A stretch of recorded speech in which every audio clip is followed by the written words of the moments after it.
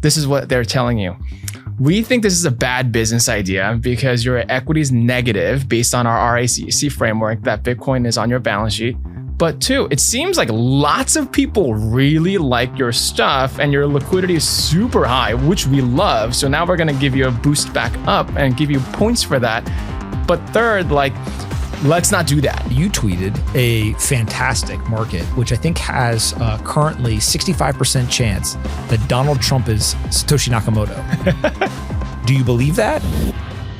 What's going on, guys? Today we got a great episode with Jeff Park. Jeff is the Chief Investment Officer of ProCap BTC. And in this conversation, we talk about strategy getting a credit rating. This is a huge deal for the industry, and Jeff's going to break it down for us. We also talk about the Solana staking ETF that's launching. And then we get into prediction markets and whether Donald Trump is Satoshi and why the world is moving so quickly. You can see this across financial markets, politics, and social media. This conversation is a lot of fun, and we unpack some things that you're probably thinking about at home. Here's my latest conversation with Jeff Park. All right, Jeff, a great place to start the conversation. Strategy finally got the credit rating that they were looking for. Came in as a B-, which I think was a little surprising to people, but talk about maybe the importance of getting the credit rating. And then you had some great takes on why B- may not be the rating that you would have given them. Absolutely. Well, first of all, I think it's so funny when you read the report and you realize there are so many things about it that hint towards the lack of compatibility with the Bitcoin business model that strategy is pursuing and the insurance framework that B- itself just feels a little random. Like, why B-? Sounds like from all the reasons it might have been a C. And I thought maybe it's B- because it's Bitcoin to be continued. And that was a clever way to make a nod at it. But all kiddings aside, look, I'm very happy for strategy. I know it's been something the Sailor and team have been working on for a long time, and we owe them a ton of gratitude for pushing the industry forward because insurance is the holy grail of capital costs, to which I think Bitcoin serves a really useful role as a very long duration asset, which is exactly what insurance should be pursuing. But at the same time, rating agencies are growing and changing and fallible. And there's a wonderful quote from Warren Buffett, actually, back in 2008, when in his annual shareholder letter, he said, ratings agencies are a prime example of people who don't know what they don't know, and everyone trusts them anyway. And there's a certain truth to that. And I think the strategy research report shows you exactly what those gaps are. So I'll point out a couple of things, and we can double click on which ones you think are most interesting. The most glaring aspect of it that I think most asset owners would recognize makes strategy very challenging to grade in the credit model that insurance companies are used to is the concept of RAC, risk-adjusted capital. So risk-adjusted capital is important because it is trying to assign a quality grade to assets to which there's bifurcation between good assets and bad assets. And it's a little bit of a combination of the Basel framework. It's a little bit of the OCC and FDIC with the Fed. It's a little bit of NAIC. And it's all of these bodies combined trying to think of what are assets ultimately worth and how can we penalize or reward good assets versus bad assets. The two parameters that tend to dictate this, which wouldn't surprise anyone who's been following crypto, is liquidity and volatility. So if it's very illiquid, you get pinged. And if it's very volatile, you also get pinged. So Bitcoin sits in this really strange medium where we know it's volatile, but we also know it's very liquid. And again, as we've talked about before, those two things don't generally come hand in hand. Mm-hmm. It's usually very volatile because it's really illiquid, or something that's really liquid tends to be very not volatile. So Bitcoin's a corner case. And so what happens is that to calculate the RAC ratio, you take the risk-adjusted capital, but you divide it by the risk-weighted assets. And the problem that strategy has faced is that the S&P has determined that their risk-adjusted capital is negative. It's actually not just even a small number, it's negative. And the reason it's negative is because you took the equity value and you subtracted all of the Bitcoin assets and therefore flipped it into a negative territory. They subtracted Bitcoin because they classify Bitcoin as intangible assets. And a certain category of intangible assets can also be called non-capital assets. And generally, those classifications are used for things like goodwill, right? So if you have goodwill on your balance sheet through mergers and acquisitions, very hard to put value on it. Of course, it's really illiquid. You can't trade intangible assets of that kind. So you have to take it back out of the equity, which I think is fair. But it's not fair to call Bitcoin goodwill. That's essentially what they're doing, because Bitcoin, as we know, has value. It has liquidity, and it has all the features of what should be more treated as a way collateral is otherwise haircut or promoted in different regulatory frameworks. So that part, I think, is a fundamental chasm. It's a true gap. And once you go into negative territory because of that, nothing will make sense. The other part that I thought was really kind of interesting, and this is more for kind of the meta of what rating agency ultimately stand for, is the heavily penalized strategy for the operational risk vector for which they are custodians of their own assets, and therefore they have cybersecurity risks. And their cybersecurity risk is pretty profound because if they were to lose controls of their private keys, their whole business would be at stake. I'm a little sympathetic to this kind of operational issue that rating agencies have not dealt with, but at the same time, the territory now that we're going into is rating agencies specifically telling you that self-custodial solutions are bad, right? It's this idea that things need to be intermediated more, and you actually do want more middlemen and all these things, which is exactly what Bitcoin is trying to be an attack vector for. So that being also a penalty when in some sense could also be perceived as an asset if you're truly risk remote from having intermediation, which makes it a more kind of robust security to hold on your own balance sheet. One could imagine that could also be a plus, but again, it requires like a total reset of your mindset and a regime of underwriting. When you think through the report, what's more important to you, the logic that went into it or the rating itself, right? If I'm assuming like the rating itself is kind of like the headline, you pay attention to that. You are one of few people who will actually read the report, but in your mind, what is more important, the learning how they're thinking about this or the fact that it's a B- and now we've kind of like let the genie out of the bottle, if you will? Absolutely. Definitely learning how they're thinking about it is important because how they're thinking about it helps us anticipate what the next incremental progress has to be made for the industry to advance. So we already know that accounting rules have gotten easier with ASC 820 clarifying on how to treat assets that basically have to be measured at fair value. We know that the CAMT guidance that has been coming out of Treasury and IRS is also permitting the possibility of Bitcoin adoption on corporate balance sheet. But the third vector is insurance and credit risk. This is actually one of the hurdles to having more corporates buy Bitcoin on their balance sheet. Take, for example, Apple, right? Apple has billions of dollars of cash on its balance sheet. What this report just showed you is, hey, Apple, if you go buy Bitcoin on your balance sheet, not only are we going to just reduce that to zero, we're going to turn that into a negative number and double hit you with it. So when you see stuff like that, and you're just a normal corporate who wants to get credit rating, you're going to be like, I'm not going to buy Bitcoin on the balance sheet because now I just realized this is going to hit my credit score in a way that is so detrimental. And so it's really important. And it's a good thing that we now know how they're thinking about it. On the other hand, it's a huge hindrance. I think now this is very clear that most companies who are blue chip are not going to buy Bitcoin on their balance sheet because what we just saw in the treatment was so incredibly unfair. At the same time, for strategy in particular, getting an actual rating assignment is important. And for that, again, I think it's a worthwhile thing that Saylor did. I'm very grateful for what he's done for the Bitcoin treasury space and crypto at large, mainly because now we can still contextualize what the risk spectrum of Bitcoin adoption means to other players in this space. So what does that mean? B- is fairly severe in its categorization of high yield. It is speculative. It is maybe 5 or 6 rungs below investment grade. So it's not great. But there's numbers associated with this, right? B- is about 10 to 12% of a credit spread.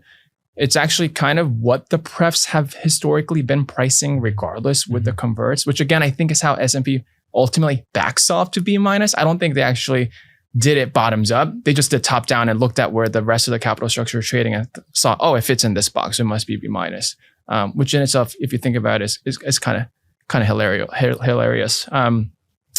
But that's important because it helps people think about what that 10 to 12% risk premium can mean. So 10 to 12%, that's probably about 4 times a regular high yield, maybe 8 times investment grade in credit spread. And it implies about a 10% chance of default over a year and over a 5-year period. And it implies maybe a 30% chance of default. over a 10-year, 45, 50% chance of default. And so it's good. People should think about these kinds of things. What I think though, then people will realize is, wait, what Jeff just said makes zero sense. You're telling me Strategy's chance of default goes up with more time, when in more time, we actually expect Bitcoin to be even better of an asset. So then I think people will have this aha moment, which is Bitcoin has always had a backwardation to its risk spectrum for some who understand the relationship between Bitcoin and fiat. It's more likely, in our opinion, that credit risk for Strategy goes down in 5 years and in 10 years because of Bitcoin's performance relative to fiat. So the credit spread itself implying what B- means across the contango of generally what a default curve looks like is, I think, showing folks that it's not a compatible framework. Let me ask two other questions, maybe as offshoots. So one is, what if they're right? What if the rating agencies are smarter than we give them credit for, and B- is the correct thing? Should we take a signal from that, or is there any lesson that we can take out of this other than just, I think it's very easy for me, you, and all Bitcoiners to say they're wrong, right? Like, look how they made this mistake. What if they're right, or are there certain areas where maybe they've brought up points that we should say, actually, you know what, this is a really good point that we haven't been thinking about. We should start addressing it. Yeah. I actually think they are right about the score, to the extent that, again, we know the market clearing price for MicroStrategy credit spread is around 10 to 12%. So this is a nice way to at least formalize that there is an ability to kind of put Strategy in the same box as everybody else. So that I think they got right. I think B- is the right level. What I think they got completely wrong is the process and analysis for them to have led to that conclusion, which is the part that I find hindrance for further adoption. Because the methodology itself was so punitive that what it's making it possible now is for those that are rated A and AA would actually not be able to buy Bitcoin on their balance sheet, knowing how it affected their credit. At the same time, imagine a world where Apple does buy Bitcoin on the balance sheet and the credit spread doesn't move at all. In fact, people still think it's better than US sovereign, and therefore, this is actually as good as money comes, and credit spread doesn't move. What is the ratings agency going to do? Notch Apple down to C because they bought so much Bitcoin on their balance sheet when they have incredible cash flow, incredible kind of capital market liquidity, and the market is always right. I'm a big believer the market sets the price for which risk is tolerated for. One more thing that I'll just add that I think was the cherry on the cake here is one benefit that the S&P did provide and give credit for was that Strategy has deep access for liquidity, and it appears that there's a lot of demand for their products, which is like, oh, that's good. Like, we should give a plus for that because they have found some proprietary pool of capital for which that they're a liquidity provisioner for. If you draw the full circle now together, this is what they're telling you. We think this is a bad business idea because your equity is negative based on our RACC framework that Bitcoin is on your balance sheet. But two, it seems like lots of people really like your stuff and your liquidity is super high, which we love. So now we're going to give you a boost back up and give you points for that. But third, let's not do that because you're basically long Bitcoin and short fiat, and we don't know how to understand that world. That's what the analysis of that report tells you basically in 3 bullets. Which I think is the part that just requires a lot more leveling up to do. Second question is, how do people make money on this, right? What do they change in their portfolio? How do they think about strategy in their portfolio differently, or maybe other things? They have a lot of preferreds out there. Just talk through the implications of a report like this for people's portfolio. Yeah, great question. Again, this goes back to normalizing strategy by having a rating assignment that allows a peer set to come in. So now we know it's B-. What does that mean? Who else is B- in the S&P universe? JetBlue. JetBlue is B-. So if you had JetBlue paper and you're thinking maybe actually the kind of diversification I want might look different by having strategy in there, as a fund manager, you actually now have the ability to have these conversations without the investment committee saying it's unrated. So it is much like the same game that Bitcoin has always played, which is just let us play. Give us something. And then the market will figure it out. But let us in the game, let us in the room. And what effectively is now possible is some high yield bond manager is going to be able to look across the universe and have a cohort for B minus or Bs, and they're going to be able to play some substitution. And strategy, I think, will find a place.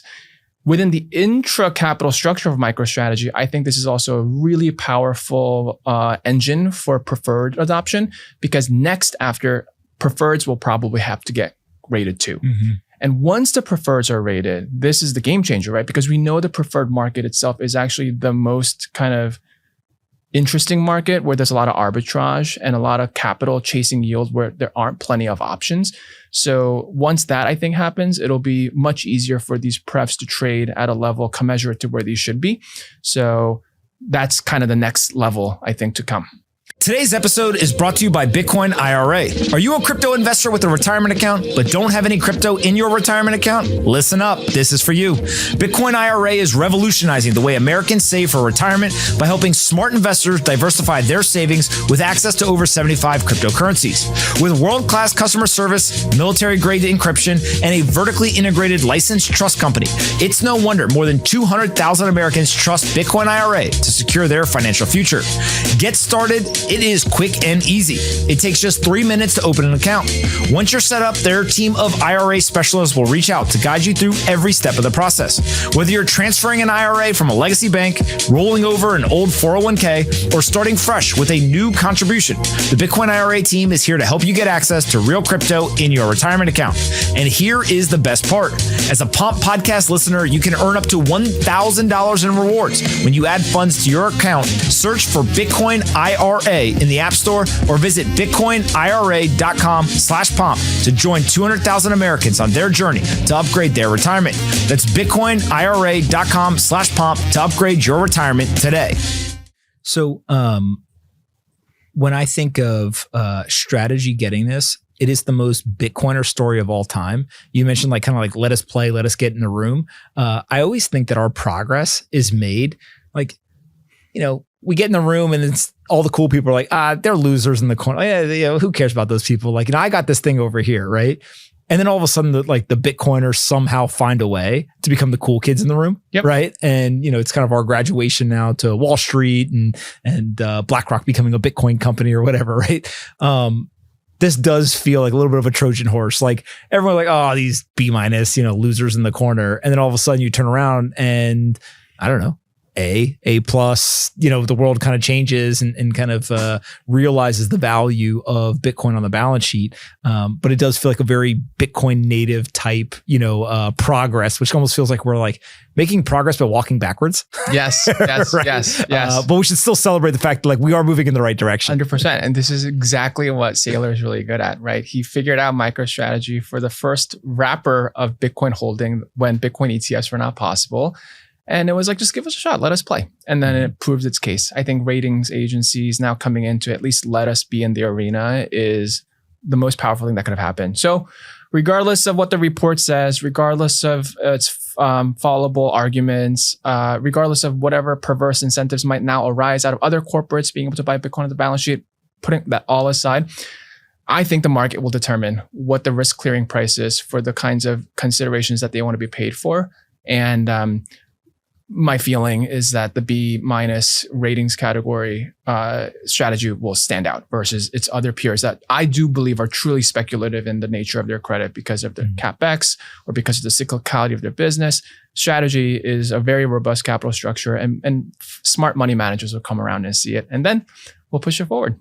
Speaking of another product that's getting an entry into the room, we now are seeing Solana staking ETFs. Your former firm, Bitwise, is one of the firms that's leading the way here. I think we're both very big fans of what they're doing. I think I'm a little surprised at how quickly we're getting these in the market, but it does feel like staking in general, kind of yield generation is, as we see, I mean, Wall Street loves that, right? Like this is something that they are dying for. Talk a little bit as to like what's exactly is going to be happening here and what do you think the importance is? Yeah, the symbolic significance of having the Sol ETF go live is this is the first ETF that has now passed the rung in the framework that we've all been hoping for, which is the general listing standards. Rather than having every one of these be argued through our 19b4 and whether it's a security or a commodity or going through that administrative motion, now we have a path. And because that path has been established, it's not just the Solana ETF. There's a few others coming in online as well today, for which I think it's just the beginning. So that's the thing that is most symbolically interesting.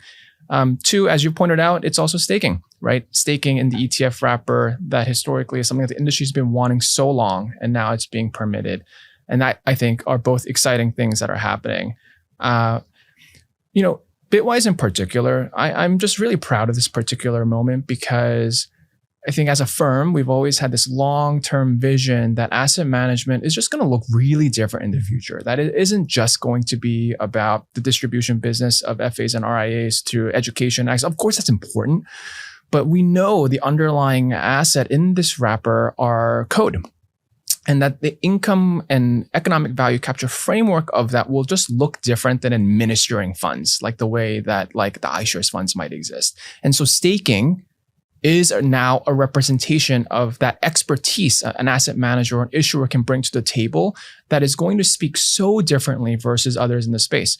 I would love to have Bitwise sit next to BlackRock and talk about staking in a way where we can show our proprietary value proposition. For example, Bitwise actually runs its own on-chain solutions through the acquisition of a testnet from the prior year. And I will call it the first vertically integrated asset management company in the crypto arena, which means in the end, the efficiency gains are passed to the customers.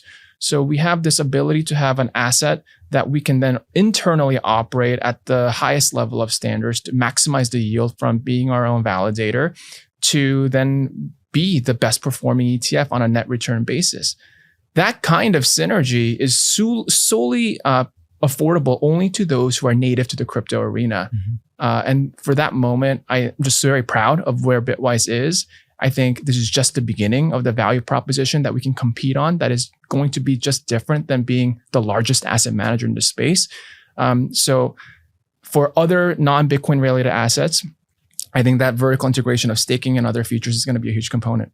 When, I don't know for this one or in general, how are people thinking about the staking rewards? Is that just going to go into the fund and NAV goes up? Will they buy back shares? Will they actually distribute? Do we know yet how these asset managers are thinking about those staking rewards? I think for now, it's going to be a total return construct. And the toggle that everyone seems to be focusing on is whether you essentially stake 100% of your assets, or do you stake less than that and engage in different ways to provide liquidity for those? Do you also choose a liquid staking derivative as the underlying asset instead of the actual native asset?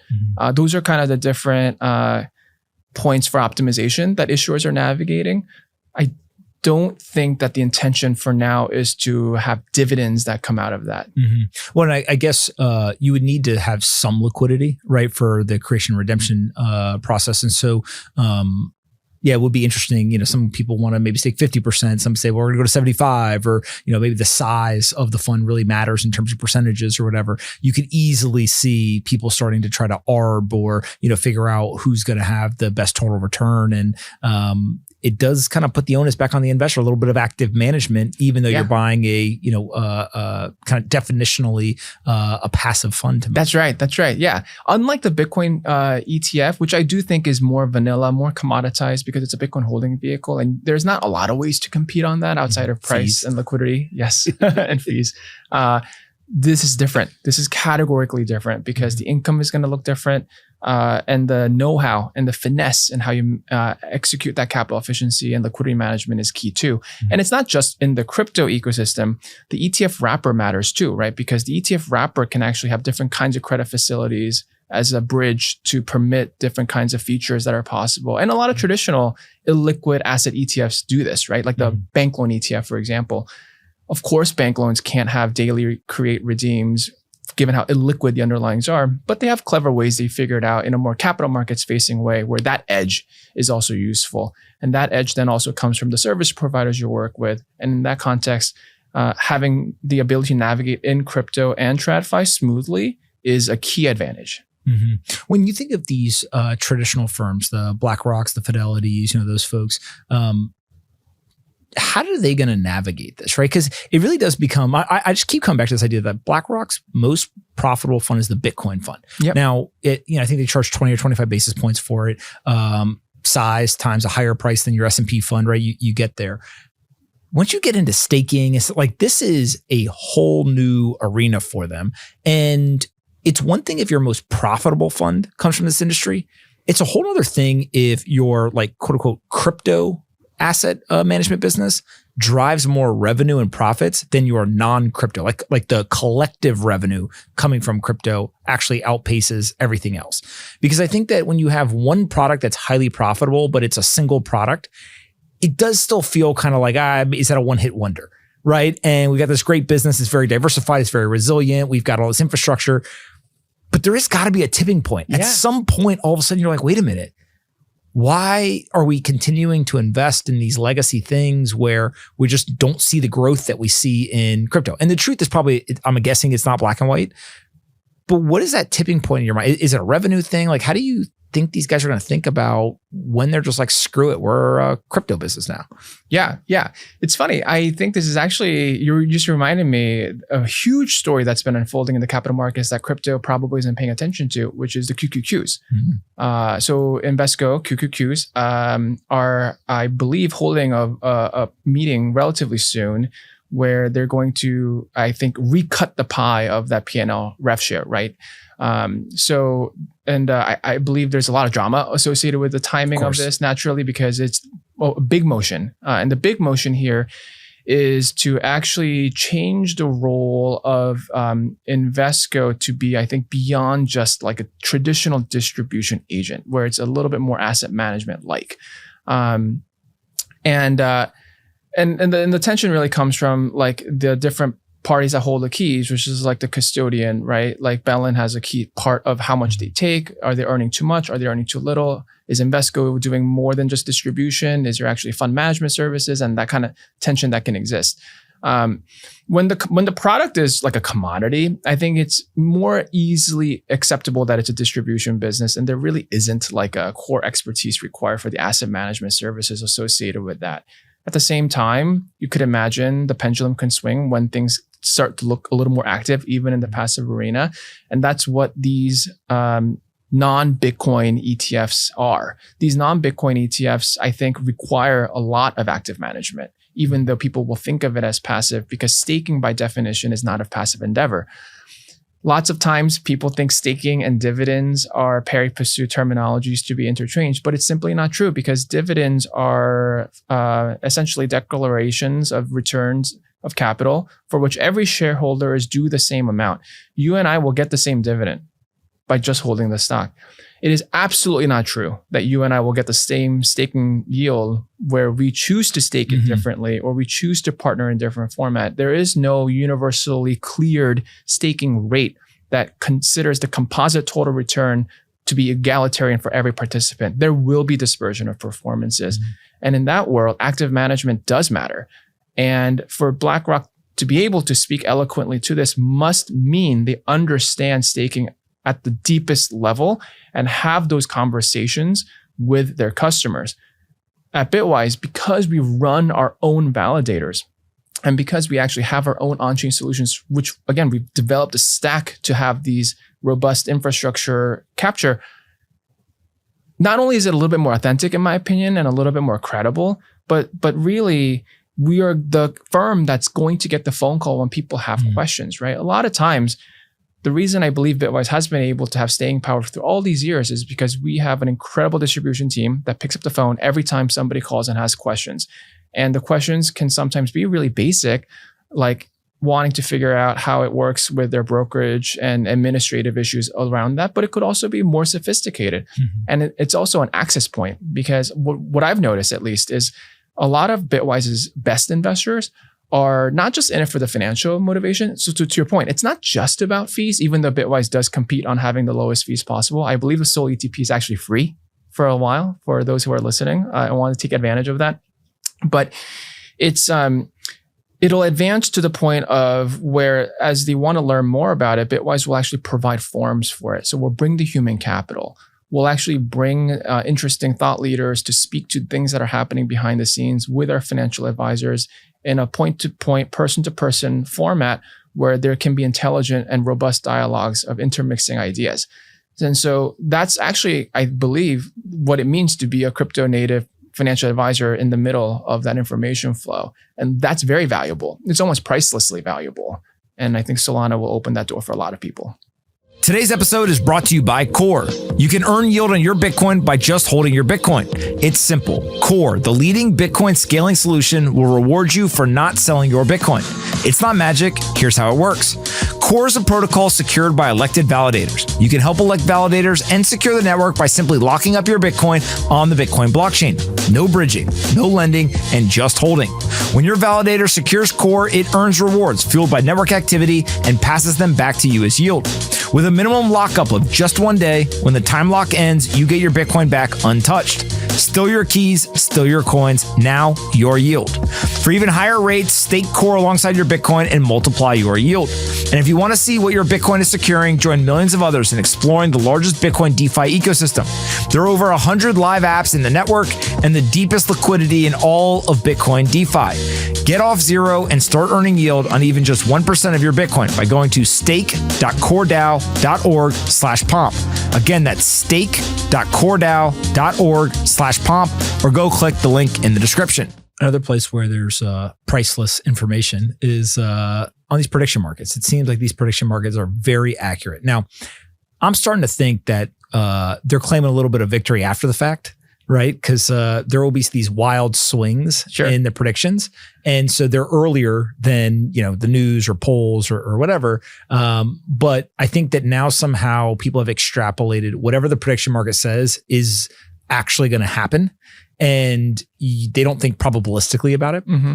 I bring all that up because you tweeted a fantastic market, which I think has currently 65% chance that Donald Trump is Satoshi Nakamoto. I have no clue how the market got to 65%, but this prediction market is saying that there is a more than 50% chance that Donald Trump is Satoshi. Do you believe that? And maybe just talk a little bit about this idea of the prediction markets and extrapolating quote unquote truth from them. Yeah, this tweet was actually a bit of a double dipper because it was meant to be a bit of an inside joke to an inside joke, which is, as you know, and we all know, Polymarket being the source of truth can sometimes also be blinded by the fact that there is just lots of misinformation that is out there. So for instance, that particular Kalshi market that I screen shared, it's actually not a real market. Somebody designed it. And there's a website that lets you create these fake markets and fake graphs and, go viral and whatnot. But the double inside joke here being, even those who are paying all that attention think it's real, and therefore realize you are now susceptible to misinformation because you thought Kalshi was the thing that would be having an authentic market on true information discovery, but it turns out all of these things can just be faked. So the double player is that's not a real market. And the response below, which I thought was so funny because he's just now going down this deep rabbit hole about Trump's grandfather being a Tesla investor or friend. And this book, I don't know if you've heard, this Baron Trump book from the 1800s that apparently predicts the rise of Donald Trump 200 years later. It's just an incredible rabbit hole. Is it on Amazon? Can I buy it? So here's the thing. I've been actually going down this rabbit hole myself. Oh, here we go. Because I am a sucker for a great conspiracy theory. We need some tinfoil hats and just put on when we start going down the rabbit hole. There are lots of verifiably neutral sources of truth like Wikipedia that talks about this. And so allegedly. Mm-hmm. But we all know Wikipedia too is also not totally infallible. That's why Elon's building Grokpedia now. That's right. I mean, maybe we need a world where all of these come to building consensus together. But there is a lot of information out there, and I have yet to see an actual physical copy of this book. I have yet to see it. I think, call me old school. Yeah. Somebody show me the first edition of this book. What is the book supposed to be? It's apparently a trilogy of this boy named Baron Trump going on an adventure. No. And he's mentored by someone named Don, and actually has some lore to it that people have just kind of fallen in love with. Great internet fodder. Yeah. Great internet fodder. But bring the whole point back to the challenges of these poly markets is that yes, it's real, but also we got to do our homework and make sure it's real. So anyone who says yeah, that's free, easy money. Of course, Donald Trump is not Satoshi. That's free money. It's like, well, it's not, because you can't bet on it. Yeah. So like anyone who says that they bet on it also hasn't actually been practitioners of the market, because they would have seen, oh, this is not. So you know what's funny to me is I always joke. I love the line like technical analysis is astrology for men. Right. Just like, like they'll draw the lines, they'll do all whatever. I've always thought that was just a great line. Yeah. The book kind of feels like same thing, right? Of like, people are bored. Bitcoin's going sideways. We need something to talk about. Somebody, whether the book's real or not, they throw it out on the internet. Now you got a whole bunch of, internet sleuths, all arguing about it. And, it helps us pass the time while we're just waiting for Bitcoin to go back up again. No, it's true. It's true. And the other point you made about how these markets sometimes feels like it's not being awarded for the probabilistic nature of outcomes, that sometimes it feels too deterministic. The other particular market that I think has been really interesting to watch as New Yorkers was the New York City mayoral election, right? Because Mamdani's been basically sitting at 90+% to win for days now, and it's probable he will win. I don't think so. But as you know, and anyone who's lived long enough, first of all, anyone gives you a 10-to-1 payout, you should take the other side, especially on something as fallible as elections, where things can change very quickly. And there's just tons of kind of bad voting and bad data out there. But that idea in itself, like being totally like insurmountable, is where the edge is. And so I think those who can think a little bit more probabilistically can find like economic opportunities in those, as long as, of course, the real markets, which this one is. Matt, do we know what the odds are? The latest odds on the election? The reason that I find it interesting is it seemed like more of 89% for Mamdani right now is the that's come in then. That's come in because it was up to 95 at one point, right? It's come down. But what I found fascinating was actually, he had this performance at the last mayoral debate, and I think generally people who were objective, like there's gonna be extremes on both sides. Hey, he did amazing, he did bad, whatever. But like the objective people seem to be like, that was not his best performance, right? He said some good things, he said some bad things, but like that wasn't his best.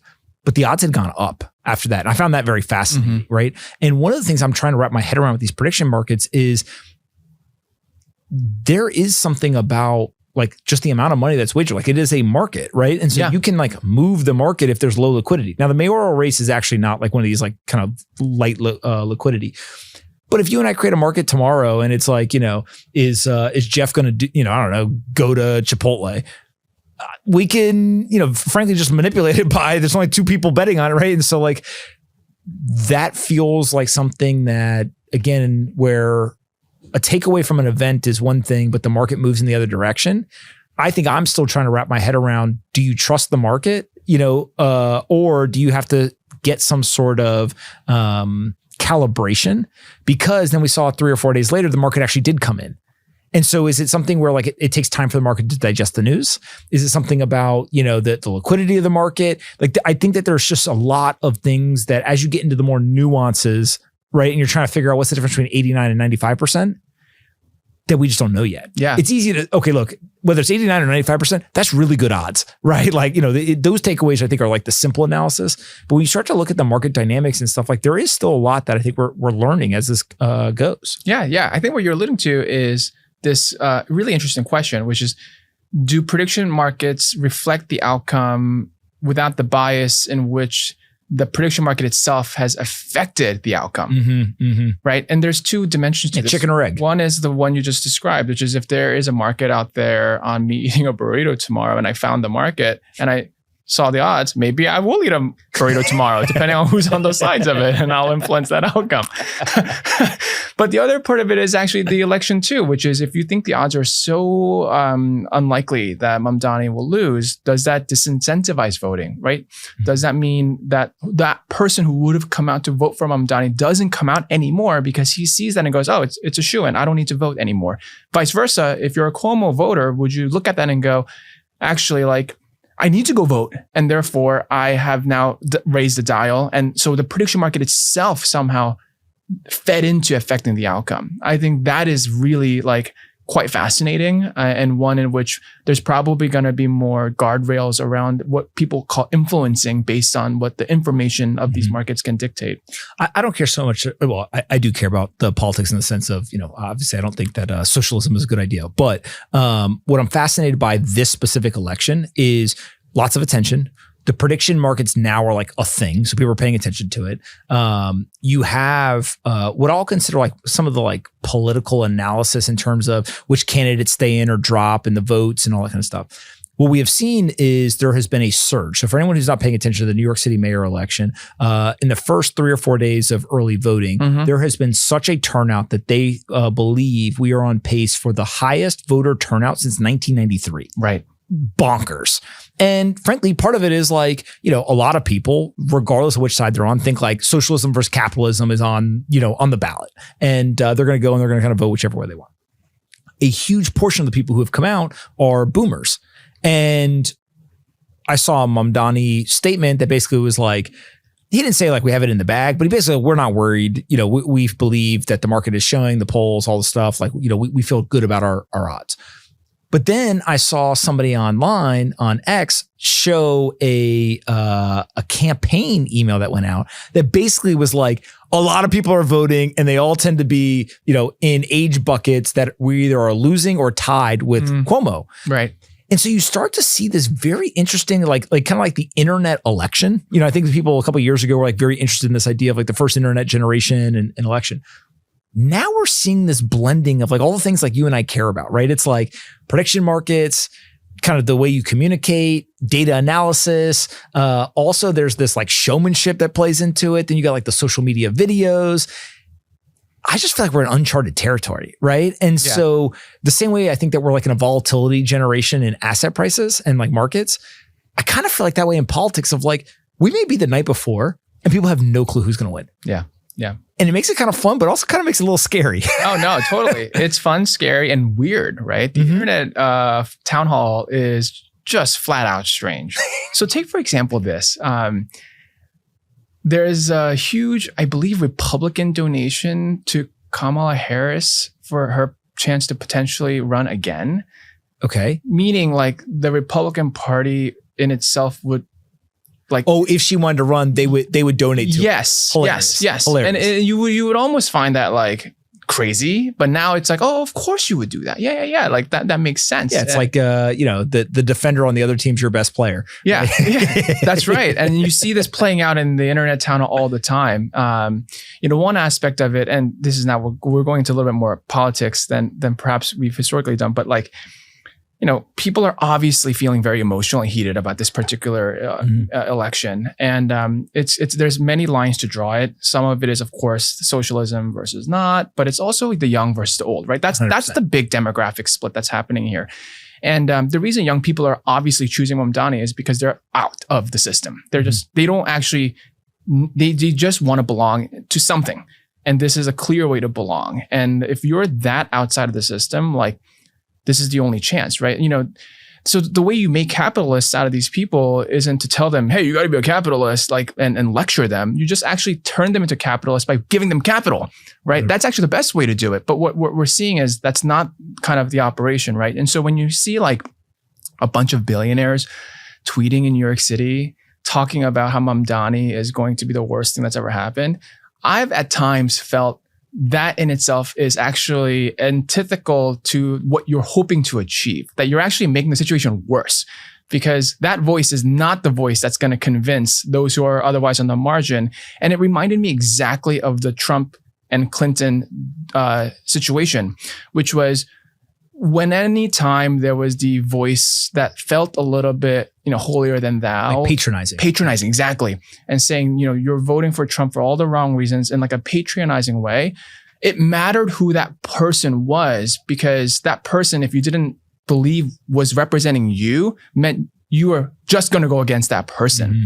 And the problem that I'm seeing in New York is the exact same thing. We have the billionaire class going actively against Mamdani, but that's the wrong voice. Mm-hmm. They're actually antagonizing their base even more to go then support Mamdani. What you actually need is a young person who's against Mamdani and able to relatably tell the story of why this is the wrong path.